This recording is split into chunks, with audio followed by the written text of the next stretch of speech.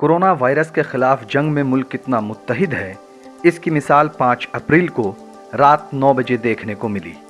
वज़ीर आज़म ने अवाम से अपील की थी कि वो दिया और मोमबत्ती जलाकर इत्तिहाद की मिसाल कायम करें।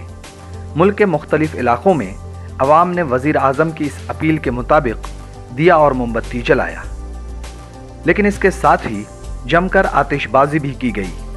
भारतीय क्रिकेट टीम के कई साबिक खिलाड़ियों ने आतिशबाजी पर गम और गुस्से का इजहार किया है।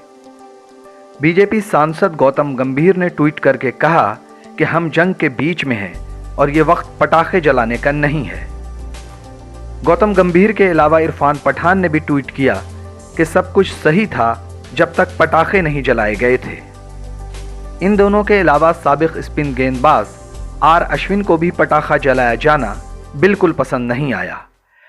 अश्विन ने ट्वीट करके कहा कि लोगों ने कहां से और कब पटाखे खरीदे, ये भी अहम सवाल है।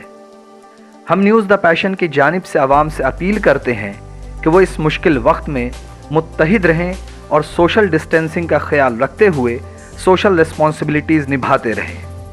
न्यूज़ द पैशन के लिए गोहर आलम की रिपोर्ट।